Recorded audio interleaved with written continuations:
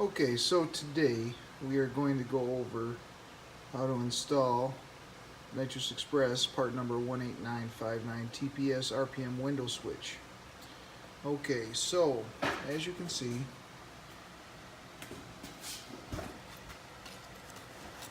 right here on your relay, you have what says red wire. There's 4 wires that are going to come out of your relay. Okay? So that red wire is actually going to go over and jumper in with the red going to your switch 12 volt positive. Okay? Now your blue wire comes over here, turns into the white from the relay, which they give you, and the wiring. And that is actually going to give the relay the ground when the Nitrous Express window switch basically energizes for the nitrous. So whatever your lowest RPM is, this blue wire is going to energize that relay when you have this set for normally open. If it's normally closed, it'll take that ground away and it'll run the nitrous in between the designated, or it'll take the nitrous away from the designated RPM ranges. So this schematic kind of screwed me up when I first started. I thought the blue wire was going to energize the relay instead with power. Instead, it energizes the relay with ground. So that being said, we're going to go over to the Jeep and I'll show you what I did. Okay, so here's the Nitrous Express window switch. We're going to turn the system on and everything is set and situated. Goes through its test and all that. This is RPM 0. Now I am going to set my RPM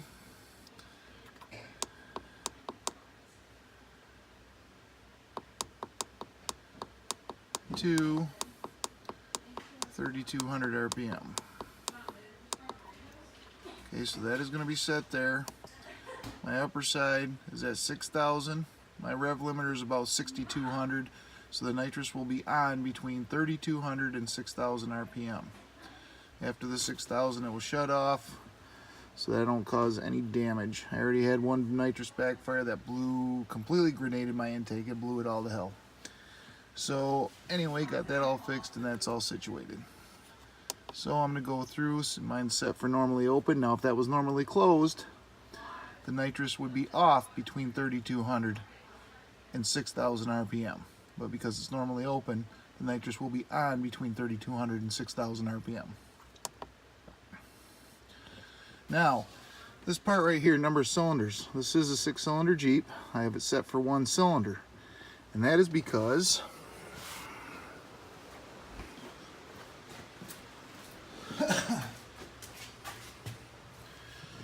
I ran it to my number 1 coil on plug coil. And I jumpered it in right here to the coil excite wire. Don't do it to the positive, do it to the negative side, which is the excite wire. Okay?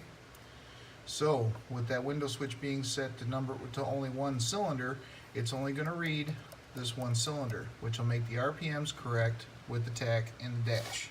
It's already been tested, already been verified. Sorry about the Jeep and stuff, it's kind of dirty. So, just to verify this, we'll start the Jeep up. Okay, so we're set at number 1 cylinder, or set to 1 cylinder.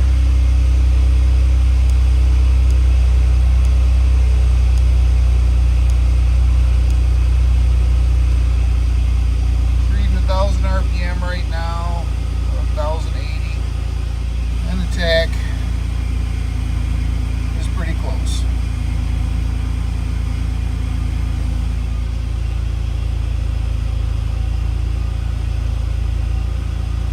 It will idle down a little bit, but for right now, just so you can see. Okay, we're going to cycle back through this. I'm going to go to one more thing.